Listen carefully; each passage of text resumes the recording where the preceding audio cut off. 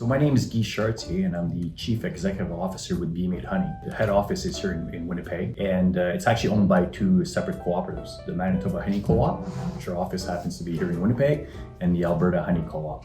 And our office for the Alberta Honey Co-op is located in Spruce Grove in Alberta. So we have two packing plants that each is individually owned by the co-ops. We have approximately over 300 member beekeepers located in the prairie provinces in Manitoba, Saskatchewan, and Alberta. So our job obviously is to market and sell the great honey that our producers produce. It's a fun job. We get to we get to work for producers, so we actually enjoy that because our producers, quite frankly, don't have to be part of the co-op. If they choose to, they can sell honey on the open market. But obviously, if they do join the co-op, then the expectation is that they will deliver their honey to us, and we get to market for them. We market a great amount of honey here in the Canadian market, but we also export a lot of honey into Japan. We export into South Korea, and we export some as well in the United States. We're into obviously retail, meaning the grocery stores. We sell a lot of honey in grocery stores. We sell a lot of honey in the food service and restaurants. So there's a good chance if you have your favorite meal with honey, in a restaurant, there's a good chance it's BeeMaid honey. And we also sell honey, a fair amount of honey for the industrial use for food manufacturers. Like I said, our main drive obviously is we're here for our beekeepers.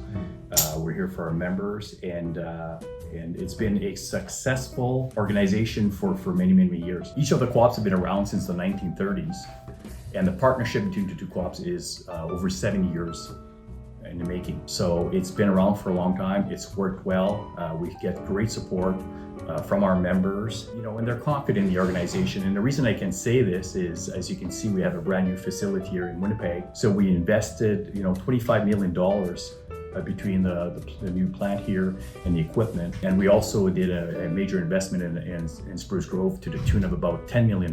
And that is thanks to our members, right? I mean, at the end of the day, this is about them and this is about the investment. This is their dollars back at work for the organization. So all our members are like what we call honey producers, basically, which are beekeepers. And they're all located here in Canada. Like I said, in the three prairie provinces. Now, the reason why more in the three prairie provinces than anywhere else is because 80% of the honey produced in Canada is produced in the prairie provinces. Predominantly our honey is canola honey, and there's a lot of canola fields in the prairie provinces. Canadian honey has a good reputation overall, especially in Japan. And the main reason there, because obviously the Canadian brand is well recognized, but also because a lot of the Canadian honey is very light in color, and that's appreciated by the Japanese consumers. So they're looking for a lighter colored product. And obviously there's just not enough honey in the Japanese market to meet the Japanese need. We've got about 140 employees between both our facilities. We also have a small store in Tisdale, Saskatchewan, because we actually have 3 different stores, beekeeping supply stores, where our beekeepers can buy their wares. So that is part of our business as well. So which keeps us very well connected to the beekeeping industry, and this is just for members or non-members, any beekeeper basically will buy from us. We're probably the largest supplier in Canada of beekeeping ware. We also manufacture our own plastic bottles. So we have what we call our blow molding operation. So we have employees working there. We have employees working obviously on the floor for packing honey. We have some of our staff that works in our bee supply stores to supply the beekeepers. And then we have all our administration staff and finance staff for both co-ops and for BeeMaid as well. That kind of rounds up the organization. And then you have lab people as well, because we have 2 laboratories, right? And we have our shipping, receiving. And because we supply our drums that our beekeepers use to fill with honey for us, we have a fleet of over 50,000 drums, honey drums, that are out being used by beekeepers. So obviously that's quite a job in itself just to manage that part of the business. Well, I started in BeeMaid in 2001, so I'll be celebrating 25 years in January. Yeah, it was the idea really of working for an organization where you can make a difference. And you'll talk to most of our people that work here and they'll tell you that, right? Because you actually get to know the owners of the organization, the members of the co-op.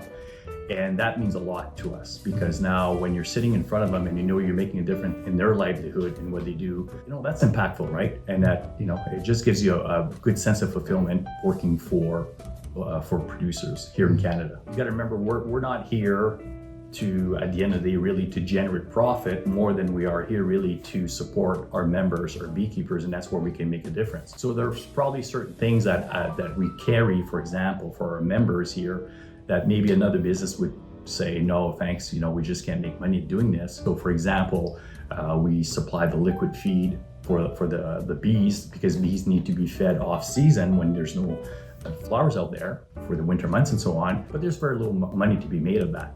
That's one example of where we're able to add more value, if you will, to our members. The other one is the fact that we supply them with their drums for the honey, and that makes a big difference, because to buy steel drums to put honey into is very expensive. But if you're a member of the cooperatives, either of the co-op, then we'll supply you the drums at no charge, which is also more sustainable as well, because we reuse a drum.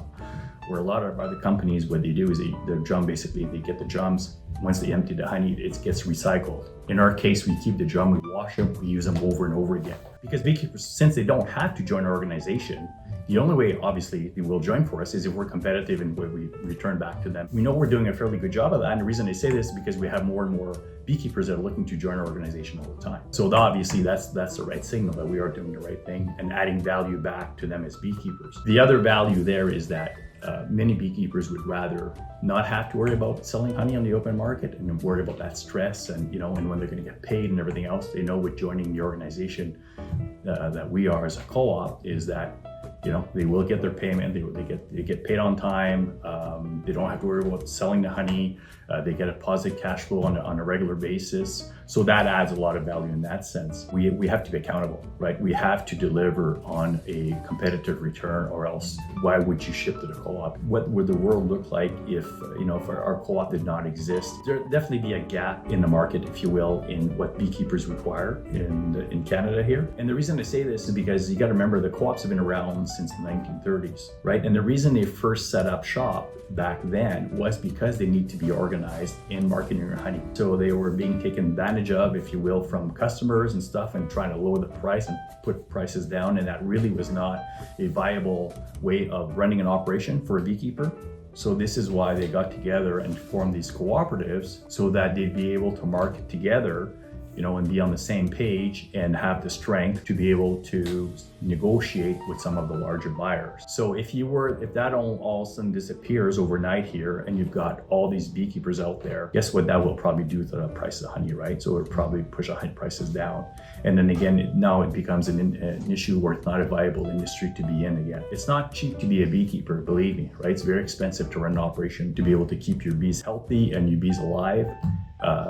So it costs a lot of money, and so the beekeepers deserve a fair return for their product. And also the other issue is that you're trying to compete. We're in a world market. The world's getting smaller and smaller, so obviously we compete against other countries. A co-op helps that, if you will, again, to keep the market organized in the Canadian market, and that adds value back to our members. To understand the value of the co-op, that it's not just about straight dollars and cents. For us to having to reinvest into our plants and so on, quite frankly, if it was just about straight dollars, why would members have reinvested back in the organization? I think it's important for members also to understand that you're building into the future here. You're investing now for others to be able to benefit in the future as well. And if you don't really kind of understand that whole concept around co-ops, then that can be a detriment to your co-op, and probably has been for other co-ops in the past, right? If it's a short-term vision, a short-term thinking about short dollars, then a co-op is probably not the right model. But if you have a long-term vision and you're able to see in the future, and you're able to share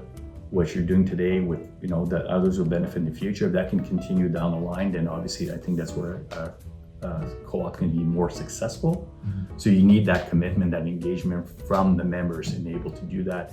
They need to be sold on the idea that the co-op, their co-op is good for their whatever industry they happen to be in. We're looking at expanding markets. I've mentioned some of the markets we're in, which is, like I said, we're very strong in Canada. We do business in the United States, some business in the United States. We do business in Japan and South Korea, but we also want to expand outside of that. So we're hoping to get a lot stronger in the EU market. And quite frankly, for us, I think one of the largest opportunity is the fact that more and more people are eating honey all the time.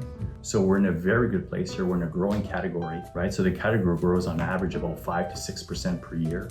We're probably growing even more than that. So we compound that over years, and there's a lot of growth here, and we have the opportunity here to continue to grow that way. We've taken of all the honey produced in Canada, we're probably north of 30% now of the honey through our plants from Canadian producers.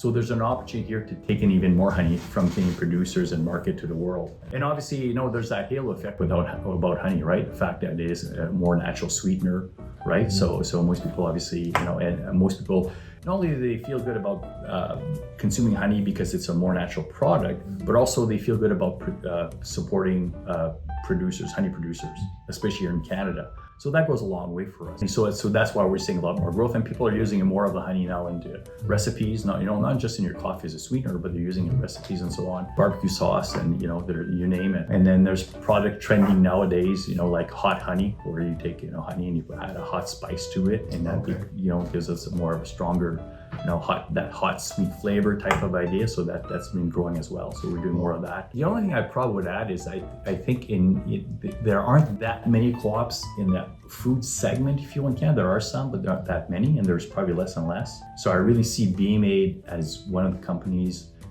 or one of the co-ops, if you will, that is really putting a positive it's a positive influence in the food industry because of who we are as a co-op, right? And that people recognize that, right? And that hopefully that will encourage other food producers, right, to join co-ops or to become co-ops in seeing what we're able to do in the marketplace.